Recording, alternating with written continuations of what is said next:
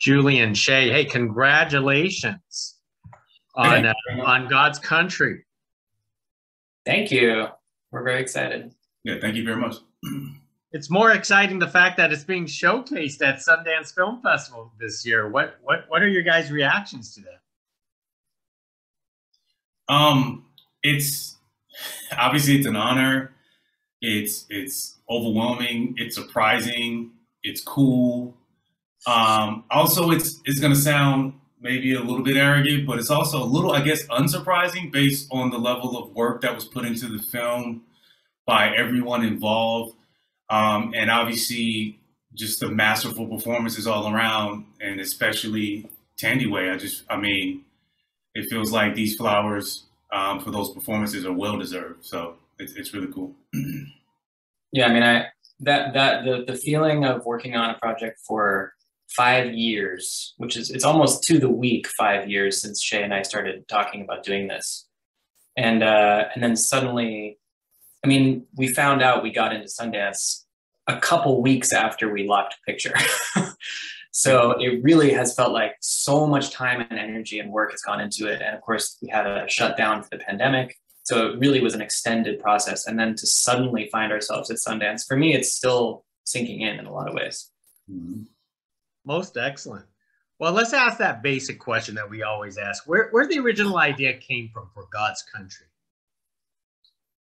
Well, okay. I mean, I usually answer this question, but Shaye, you want to go for it this time? There we go. Oh man, I knew you were gonna do this. The original idea came from a short story called Winter's Light by legendary novelist James Lee Burke. And Julian encountered it years ago. I don't know the exact, it was a while ago that I believe the stories were sent to you by your mother.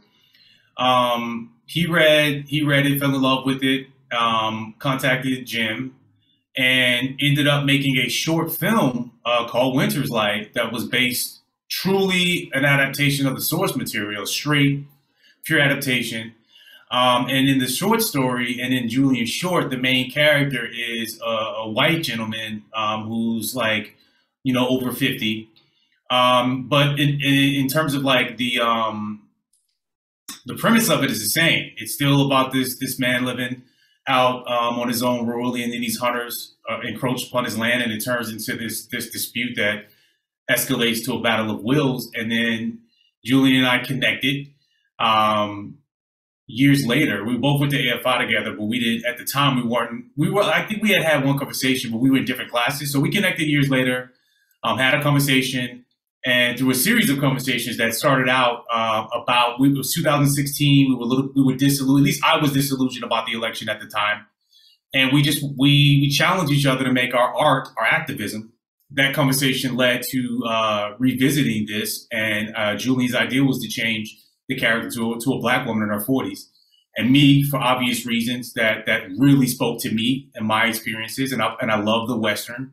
I love genre storytelling, and the idea of centering a Black woman, or a woman period, in such a masculine genre was everything for me.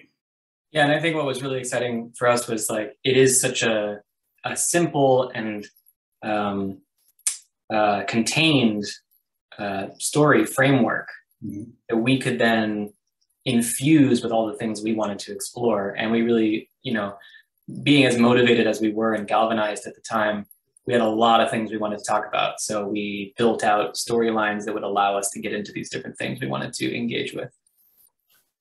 So you folks do classify this film most definitely as a modern Western, because you know, these type of stories, rural lawlessness is, mm-hmm. you know, is picking up quite a bit, especially on television. Yeah, I mean, I think we didn't really think of genre very clearly. We kind of preferred to accept influences from different genres, because it's certainly a Western, just visually, and the character types and the scene types. Like, you have encountered these types of scenes before, but in our movie they are flipped and told from a different perspective that allows you to see them and maybe even understand what's underneath those scenes in a different way. But we also thought of it as a thriller. Like we said early on, we really wanted to make a movie where people hold their breath the whole time.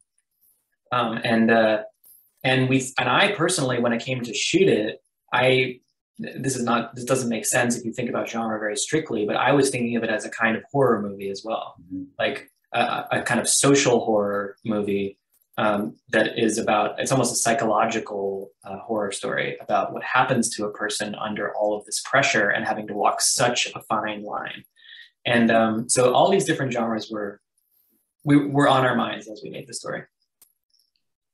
So how did you folks came to the decision of Thandiwe as, you know, the primary actor? I mean, was that like a long search process?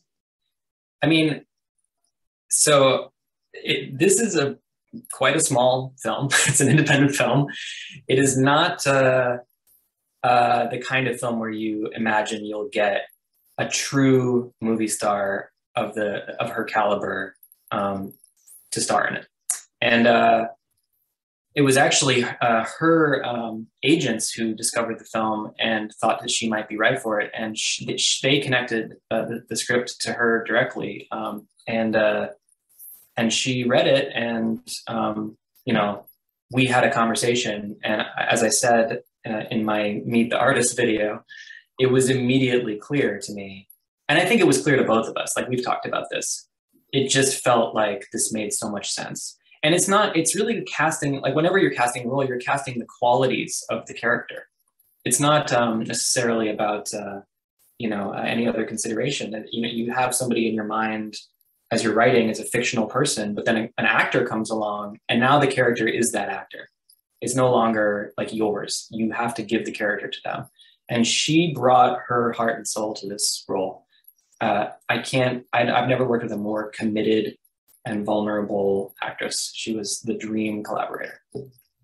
Great.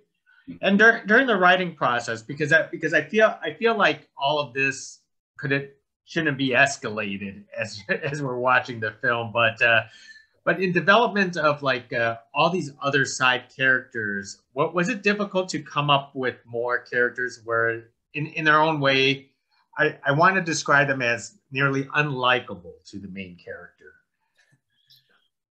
I mean, we've seen those characters before in film and television. I think the challenge for us was to add layers to those characters and to humanize those characters to the point where you could even like want to see the movie from their perspective. You know what I mean? And so that's where it was for me. Like, yeah, I mean, obviously for a lot of people, these characters, and I love to work with characters that some people may think are detestable. Some people that make wrong choices. That's what I love to do. That's a terrain I like to work on. So for me, the challenge was, how do we take characters that in other forms would be easily dismissed or reduced to just, you know, adjectives, you know, racist or whatever you want to call it. And how do we make those people real human people with feelings and perspectives? That's why we wanted her to go into their world so we could like get a sense of who they are.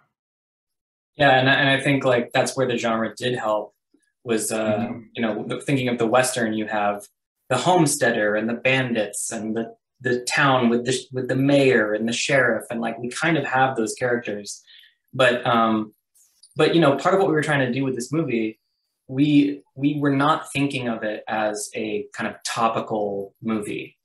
Certainly the themes are very topical, but it is first and foremost about human beings and psychology and emotion and the way they react to each other. And so what we tried to do was take those kind of genre stock characters and fill them with actual experience that would lead them to where they are. Now, I guess the audience can be the judge of whether we succeeded or not, but that was our intention, was to try to make all of the characters neither good guys or bad guys, but exist in that gray area where things are complex. And that's what we're hoping, is that the audience will be challenged by that and start thinking in different ways. Well, we all love complex characters. That's what make these stories progress. Julian, Shaye, hey, thank you very much for speaking to us about God's Country. I can't wait to see what you guys have on your next projects. Same here. Thank you so much for having me. Thank you.